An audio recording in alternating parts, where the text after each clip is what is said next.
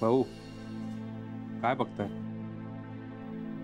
काही नाही, जग रहाटी. ऐका ना, म्हणजे तुमची इच्छा असेल तर जरा बाहेर जाऊन येता का? लक्ष्मी चिरंजीव, एक सल्ला द्यायचा. तुम्ही मागितलेला नसला तरीही हो, काल झालंय हे सगळं. ते कालच्या नंतरच सगळं सांगतोय. सत्य हे सत्य आहे आणि तुम्ही ते लपवलेलं आहे. तुमचा त्यामागचा हेतू काय, विचार काय, ह्याचा काथ्याकूट बराच काळ करतील लोक.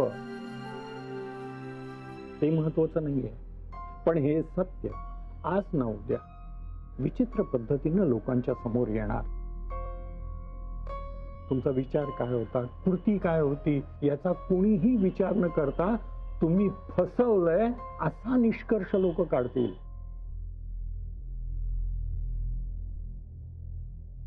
आणि मग तुमची बेअब्रू होईल, धिंडवडे निघतील आणि मग तुमच्या हातात काहीही उरणार नाही. चिरंजीव,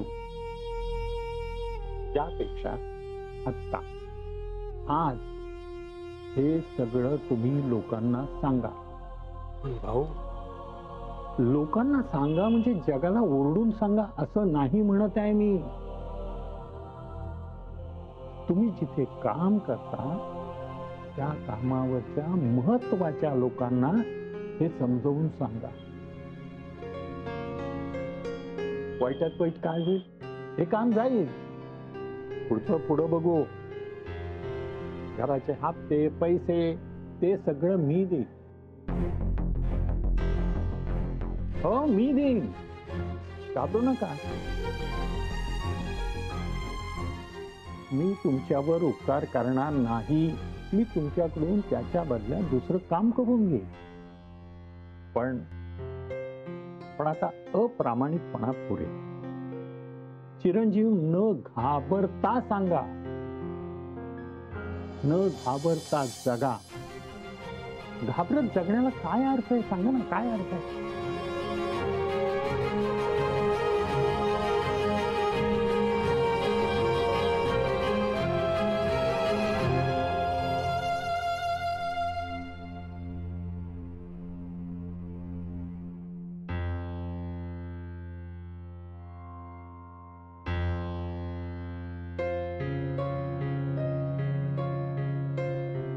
भाऊ, मी मेसेज टाकलाय की तुम्हा सगळ्यांशी मला एक महत्वाचं बोलायचं आहे. असं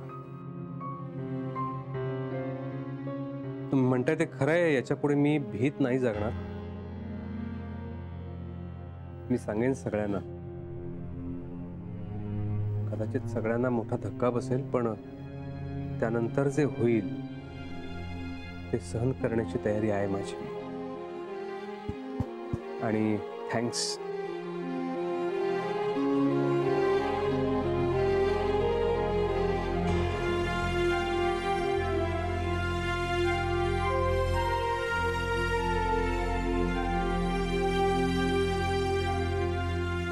आज तुमची खरी परीक्षा आहे. घरची माणसं शेवटी समजून घेतातच. काही काळ चिडतील, रागवतील, पण शेवटी पाठीशी घालतात.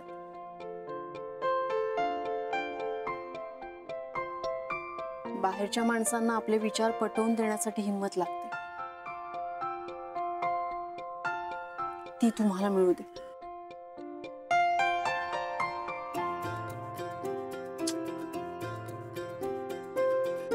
तुम्ही नमस्कार करा असा आग्रह नाही धरणार. फक्त इथे थांबा, मला मनापासून नमस्कार करू दे.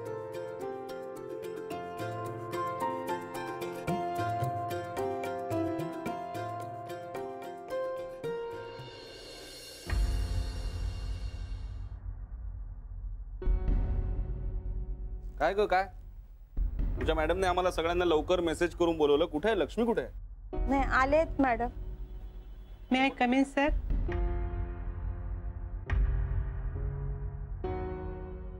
लक्ष्मी मॅडम, या की आत विचारताय का? या.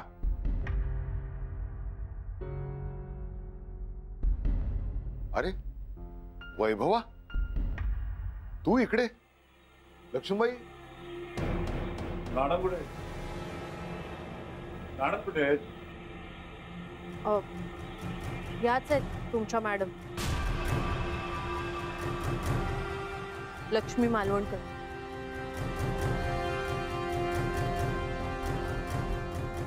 म्हणजेच वैभव मालवणकर.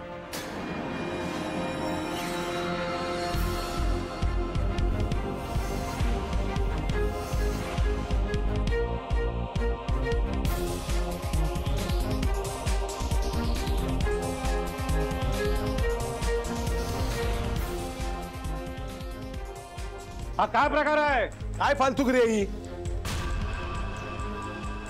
हे वैभव, कसली जोक करतोस तू आता? नाही सर, कुठलाही जोक किंवा फालतूपणा नाहीये, हे सत्य आहे. असं कसं? म्हणजे हे कसं शक्य आहे? एक अशक्य गोष्ट माझा नवरा गेले कित्येक महिने करतोय. दुहेरी आयुष्य जगतोय. मला माहितीये तुम्हा सगळ्यांना विश्वास ठेवणं अवघड आहे, पण हेच खरंय.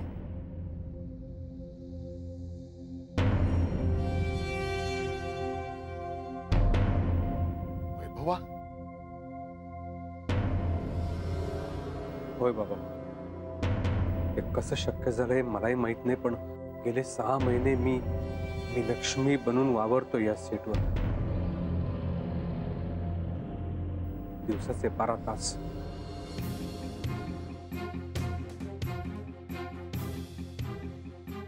सर, मीच आहे लक्ष्मी मालवणकर.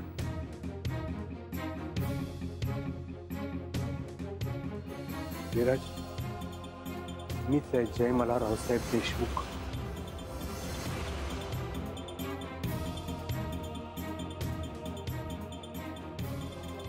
मी सकाळी घरातून बाहेर पडून सुरेखाकडे जात होतो. तिच्या घरी जाऊन स्त्रीरूप धारण करायचो आणि सेटवर यायचो. दिवसभर तुमच्यामध्ये एक स्त्री जे लक्ष्मी बनून वावरायचो.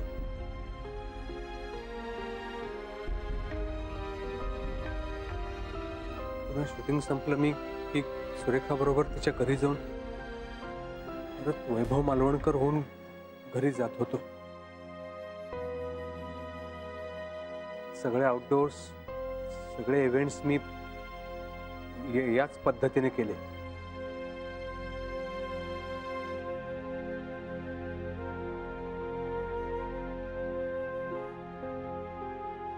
What nonsense!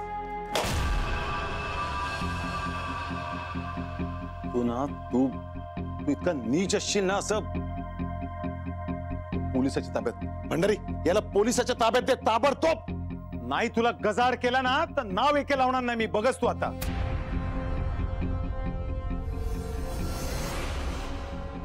बाबा, लक्ष्मीबाई, तुम्ही फसवलंय सगळ्यांना. नाही बाबा, तिने नाही कुणाला फसवलं, कारण मी सुद्धा तिला 2 दिवसापूर्वीच हे सगळं सांगितलंय. आणि खरं तर या सगळ्याला मी सामोरा जातोय, तुम्हाला हे सगळं सांगण्याचं धाडस करतोय हे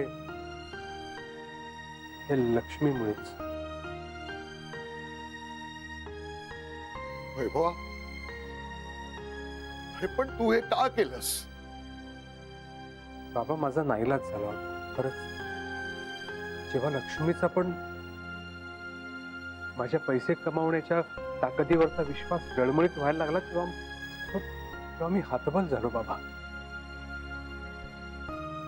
मी चहाची गाडी टाकावी असं तिला वाटायला लागलं, किंवा तिने शर्टाला बटणं लावली पाहिजेत असं तिला वाटायला लागलं, तेव्हा माझ्यावरचा विश्वास उडायला लागला होता.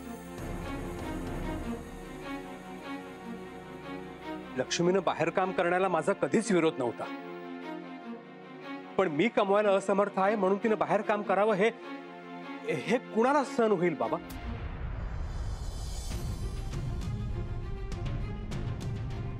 विराज, तुला तरी समजू शकतं ना यार मी काय म्हणतोय ते. आपल्यासमोर अर्ध्या हळकुंडाने पिवळे होणारे लोक, त्यांना चांगली चांगली कामं मिळतात, पण मी मात्र काहीच करू शकत नाहीये. का तर मी रोडार्थाने हिरो दिसत नाही म्हणून. विराज, खरं सांग, गेले 6 महिने मी हे काम करतो, पण मी कुठे कमी पडलो का अभिनयामध्ये? सांग ना. नाही. मग आता मी वैभव मालवणकर एक स्त्री भूमिका करतोय, आणि याच्या पुढे माझ्या बरोबर शूटिंग करताना तुला खरंच फरक पडेल मी स्त्री आहे का पुरुष याचा? नाही पण नाही, खरंच काही फरक पडणार नाही. कारण सर्वात महत्वाचं म्हणजे प्रेक्षकांना कळलं. उत्तम काम केलंस तू वैभव.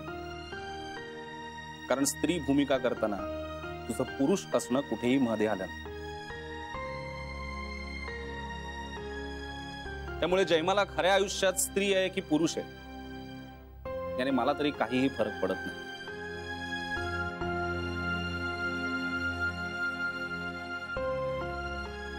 थँक्यू विराज.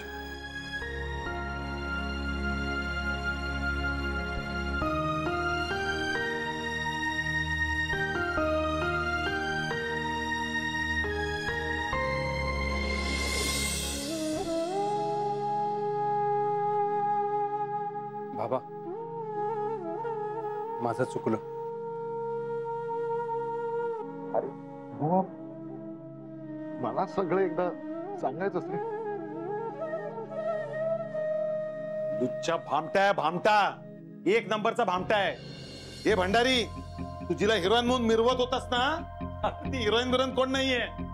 हा लुच्चा एक नंबरचा फसवा माणूस. अरे काय बोलतोय तू विराज? पोलिसांच्या ताब्यात द्या. एक नंबरचा भामटा आहे, भामटा. नाही सर, भामटा नाहीये तो.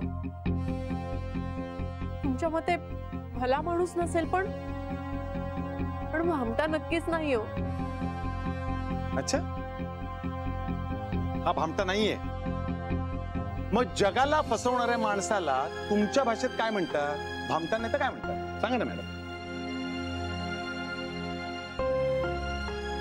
एके सर, तुम्हाला सोपं आयुष्य मिळालंय म्हणून असे अवघड निर्णय कधी घ्यावे लागले नाही. एक दिवस आमच्यासारखं जगून बघा. अभिनय करणं पहिलं प्रेम होतं त्याचं.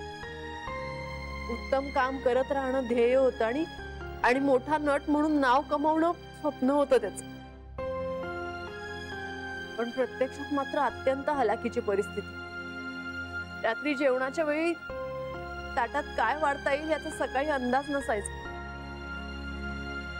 सर, मला तुमच्या खासगी आयुष्याबद्दल काही माहित नाही, पण अहो, अशा परिस्थितीत संसार करणं, सणवार साजरे करणं, नातेवाईक, मित्रमैत्रिणी यांच्याशी चांगले संबंध ठेवणं किती कठीण असतं माहितीये तुम्हाला? तुम्ही कमी कष्ट केलेत असं नाही म्हणते मी, पण तुम्हाला त्यावेळी नशिबाची आणि माणसांची साथ मिळाली. त्याला मात्र नशिबाचं दान उशिरा मिळालं, आणि मिळालं तेव्हा मात्र त्यांनी ती संधी सोडली नाही. जीव तोडून काम केलं आणि तुमच्या तोडीस तोड उभा राहिला. एके सर, आणि ज्याच्या अंगात कला असते ना, फक्त तोच हे धाडस करू शकतो. आणि माझ्या नवऱ्याकडे कला आहे. आता तुम्ही त्याला पोलिसात द्या, नाही तर त्याचं आणखी काही करा. आता जे होईल त्याला आम्ही दोघेही सामोरे जाऊ. एके सर, न्याय निवाडा करण्याचा अधिकार प्रत्येकाला आहे. खरं तर तो माणसाला नाही. मान्य आहे, हे सगळं ऐकून तुम्हाला धक्का बसणं स्वाभाविक आहे. हवं तर मी या प्रोजेक्ट मधनं बाजूला होतो. मी ही सिरियल सोडून देतो, पण माझ्या या गुन्ह्यामध्ये लक्ष्मीला भागीदार समजू नका प्लीज. तिचा या सगळ्याशी काही संबंध नसला तरी तुझ्याशी आहे ना? अरे, तुझी अर्धांगिनी आहे नाही? तुला माहिती नाहीये किती नशीबवान आहेस तू. ते असं कुटुंब, असा पार्टनर मिळाला ना, भाग्य लागतं. आणि मी तुझ्याकडून काय हिरावून घेणार रे? तू आता बघच. नाही तूच नाही, तुम्ही सगळे बघा. एके रोमांसचा बादशाह होता आणि कायम राहणार. पडद्यावर स्त्रीचे कपडे घातलेल्या पुरुषाबरोबर सुद्धा एक कसा रोमांस उत्तम करू शकतो हे अख्खा महाराष्ट्र बघेल. काय मित्रा, उत्तम ऍक्टर आहेस तू. ये. झाला तमाशा, बस झाला. काय झाला तमाशा? अरे काय समजतोस का तू स्वतःला? अरे काय मूर्ख समजलास का तू? दत्ता भाऊ हा तुमचा जावई या इंडस्ट्रीमध्ये कसा उभा राहतो ना तेच बघतो मी आता. नाही याला मुंबईच्या बाहेर हाकलून लावला ना, भंडारी रॉक प्रोडक्शन बंद करून टाकेन मी. Out out, get out. Bhandari please. Please काय? प्लीज काय? प्लीज काय दत्ता भाऊ? काय प्लीज? आणि काय रे, तुला काय वाटलं तू काही करशील आणि आम्ही ते ऐकून घेऊ? नाही, तुझ्या विरुद्ध फसवणुकीचा गुन्हा दाखल करणार मी. सगळ्या पेपरमध्ये छापून आणणार मी, सगळ्या प्रेसला कळवणार, वाट लावणार तुझी. तुला तुझी छी तू करणार, उद्ध्वस्त करून टाकणार तुला, उद्ध्वस्त. किती जीव लावला होता मी, किती जीव लावला होता मी. वाटलं होतं इतक्या वर्षानंतर एक साधी प्रामाणिकपणे काम करू इच्छिणारी एक स्त्री अभिनेत्री बनायला इकडे येते. जग बघितल्याचा काही आविर्भाव नाही, काही माज नाही, काही थिल्लरपणा नाही. म्हटलं हिला मदत करू, तिला मदत करू, इंडस्ट्रीमध्ये उभे राहिले हिला मदत करू, इथे असणं तिचं सुसह्य करू. अरे पण तू माझ्या भावनांची खिल्ली उडवली. I am sorry Bhandari sir, मला माफ करा. मला समजू शकतं तुम्हाला या क्षणी काय वाटत असेल सर, पण खरं सांगतो या सगळ्याकडे तुम्ही या दृष्टीने पाहाल असं नव्हतं वाटलं मला. माणसाच्या कपड्यावरून त्याची पारख होते हे माहित होतं मला.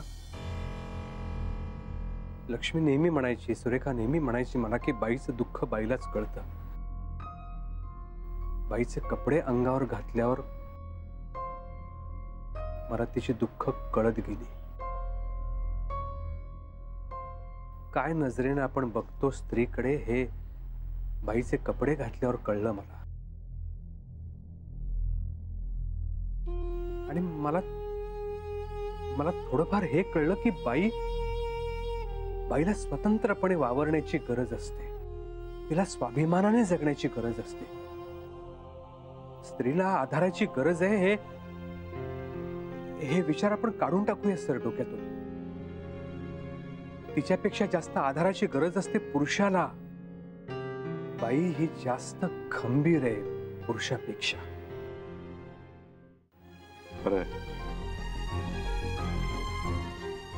खरं मी सुद्धा वाहवत गेलो होतो.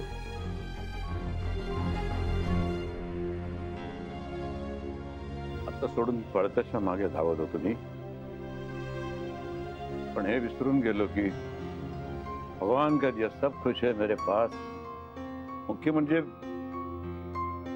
माझ्यावर जीवापाड प्रेम करणारी माझी बायको आहे. बाकी मला काय हवंय? दत्ता भाऊ हा तुमचा जावई म्हणून आणि लक्ष्मी तुझा नवरा आहे म्हणून याला मी सोडून देतो. पण आता यापुढे असले काही प्रकार करत जाऊ नकोस. तर खरंच जेलमध्ये जावं लागेल खडी फोडायला. I am sorry sir.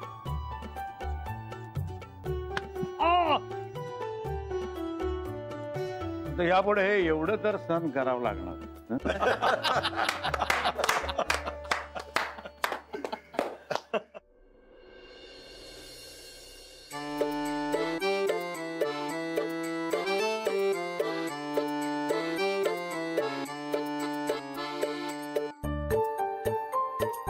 मी जयमाला.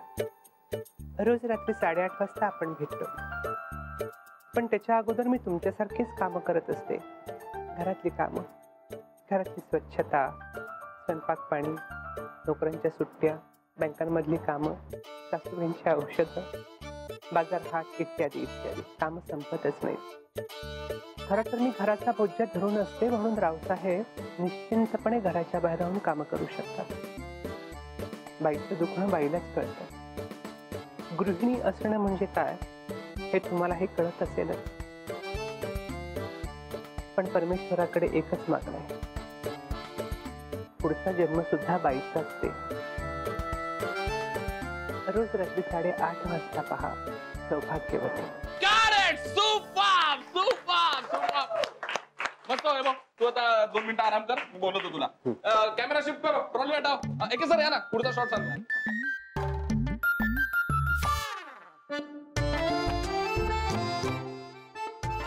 कसं वाटलं? मस्त. चला. ऐक ना, आज रात्री बाहेर जाऊया जेवायला. असं अचानक आई बाबांना काय सांगणार मग? सांगूया की, त्यात काय एवढं. नाही पण ऐक ना, असं अचानक नको, ठरवून जरा जाऊया. असंच करतोस तुम्ही. अरे दुखायला काय झालं? मध्ये मध्ये कुठे जातो का तुझा समजूतदारपणा? बाईचा रोल केला म्हणजे कळलं तुला बाईचं मन? हो, क्या बात आहे. बाईचं मन कळणं कठीण आहे, खरंच कठीण. सखी सौभाग्यवती सौभाग्यवती सदा